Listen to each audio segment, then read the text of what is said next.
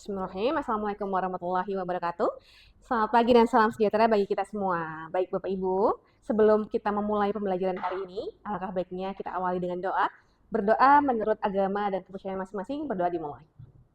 Berdoa selesai, jalan-jalan ke pasar, membeli batik, kainnya halus, bermotif awan.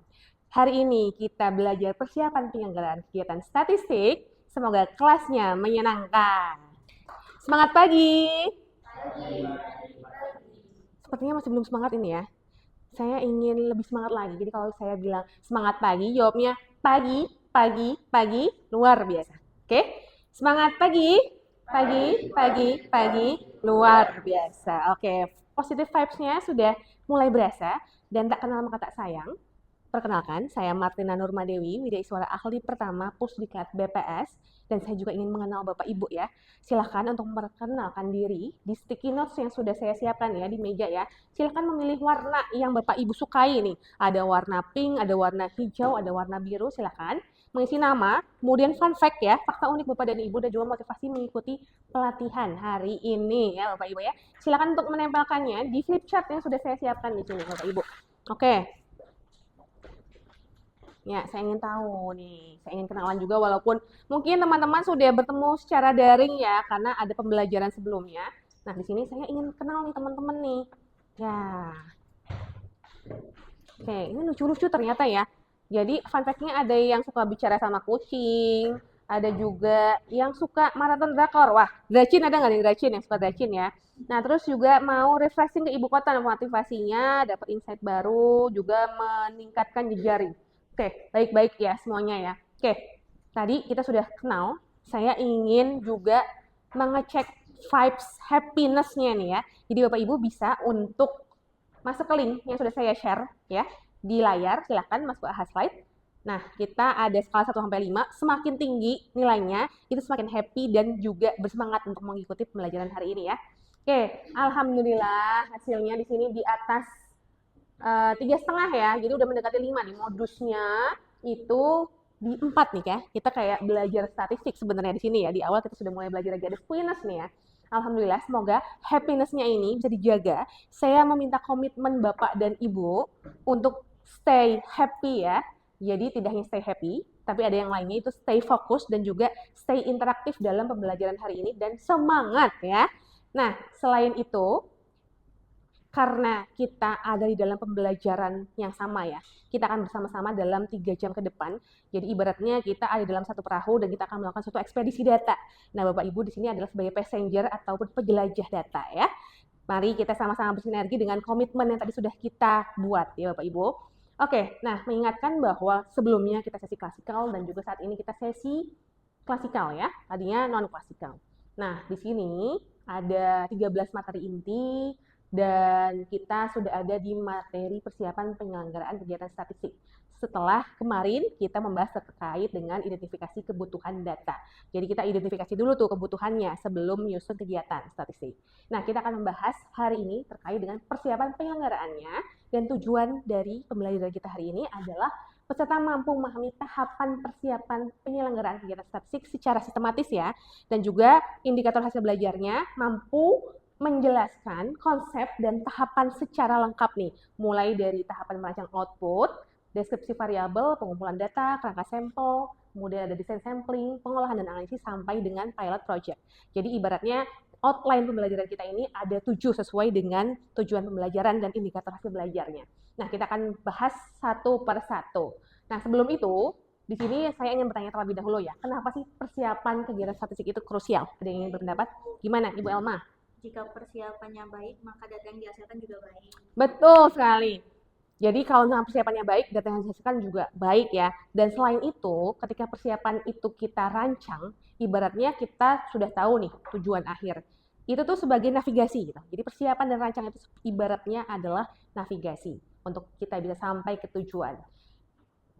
Ya, jadi jangan sampai salah arah. Nah, ini kita akan menyimak video.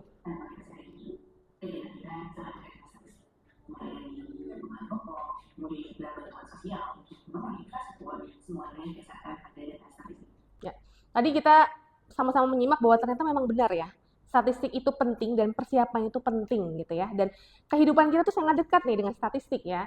Dan untuk menghasilkan data yang baik butuh proses yang baik. Di situ ada GSBPM, sesuai tadi yang disampaikan oleh video yang tadi teman-teman sudah simak. Di dalam GSBPM ada tahapan awal yang sangat penting, yaitu persiapan. Nah, kemudian di proyek mana nih yang biasanya kira-kira kita brainstorming lagi ya, itu terkendala apa nih kira-kira?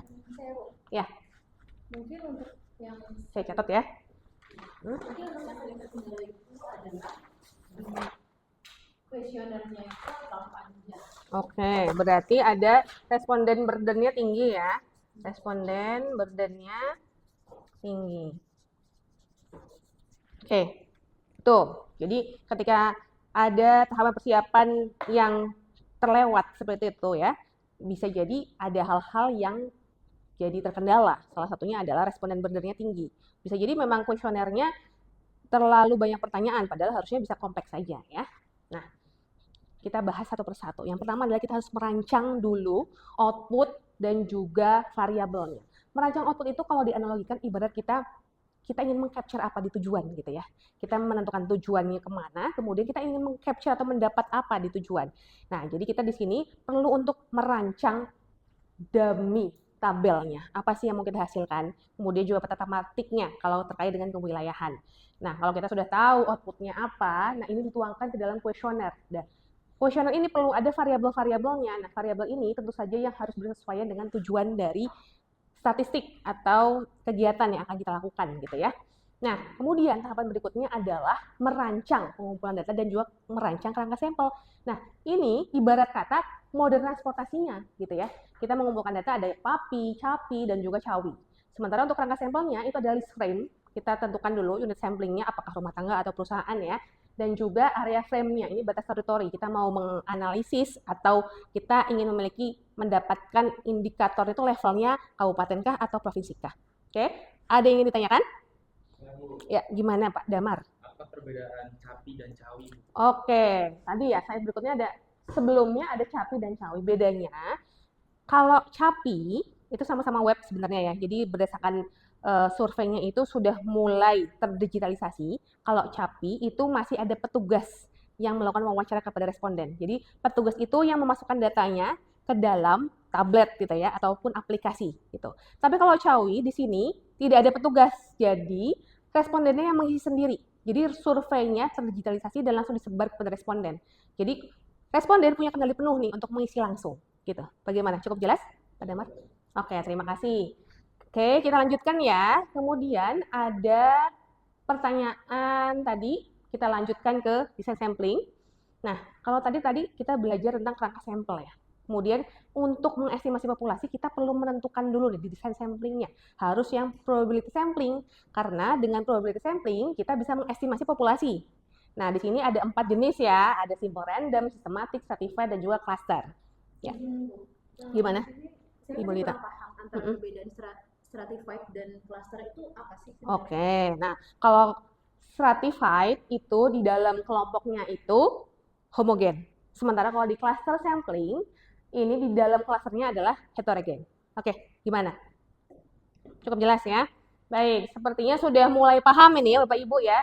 Namun sepertinya sudah mulai panas juga. Jadi di sini saya ingin ada ice breaking dulu ya, tebak gambar ya.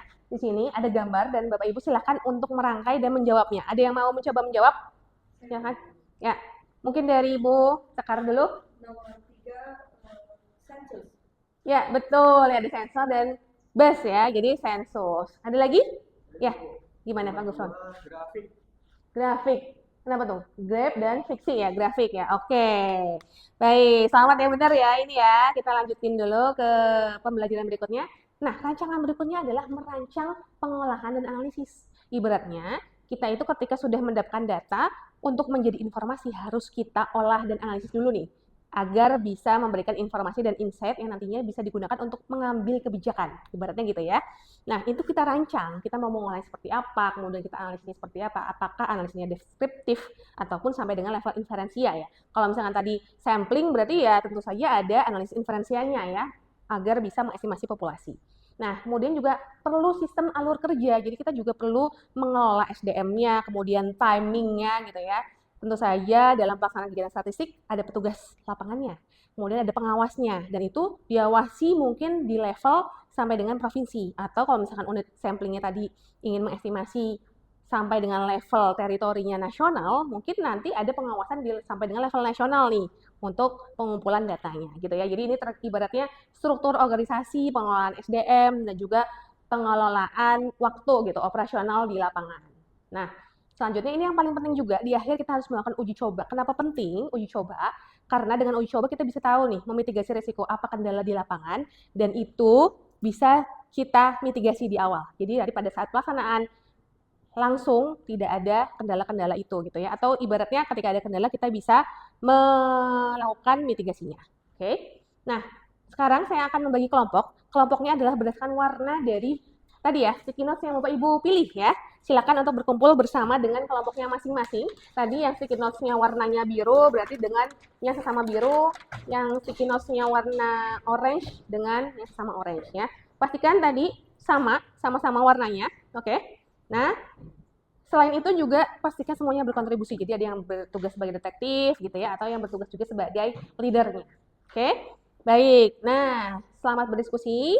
Nah, sebelum kita presentasi, kita warming up dulu. Bapak Ibu mungkin bisa berdiri ya. Warming up dulu. Kita gosok-gosokkan tangannya, tangan kanan kiri. Oke, kita gosok-gosokkan. Sambil mungkin kakinya digerak-gerakan ya, biar warm up ya. Kemudian kita taruh tangan kita di dagu. Nah, ini dagunya pindah ke dahi nih ya. Oke, belum fokus nih. Ayo. Lagi kita gosok-gosokkan, kita taruh tangannya di mulut. Oh, udah fokus nih. Oke, kita lanjutkan ya. Nah, silakan. Karena sekarang tanggal 22, jadi kelompok 2 bisa santai dan kelompok 1 yang akan presentasi. Ya, silakan kelompok 1 untuk presentasikan hasil diskusinya. Perkenalkan, kami dari kelompok 1 ingin membagikan hasil diskusi kami, yaitu hasil quick count resip jauh. Bisa dilihat temuan masalah yang dilakukan adalah enumerator salah input angka. Tahapan persiapan yang melewatnya adalah pelatihan tugasnya. Oke, terima kasih kelompok 1. Kita berikan dulu tepuk salut ya. Tepuk salut. Salut.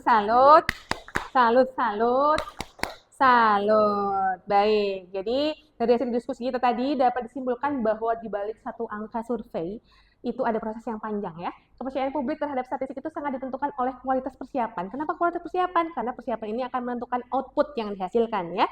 Baik, nah setelah itu kita juga akan refleksi perjalanan dari pembelajaran kita hari ini. Tentunya kita harus juga mulai dari akhir, kita tentukan tujuan terlebih dahulu, kemudian tadi setelah kita tahu tujuannya kita tuangkan dalam kuesioner sehingga tepat ya variabel-variabel yang ditentukan, kemudian juga kita pilih kendaraan yang tepat, metode samplingnya, kemudian kita sesuaikan dengan anggaran dan juga kondisi lapangan, dan yang paling penting juga di akhir kita tentukan atau kita buatkan juga pilot project-nya sehingga bisa memitigasi resiko-resiko yang mungkin terjadi. Oke.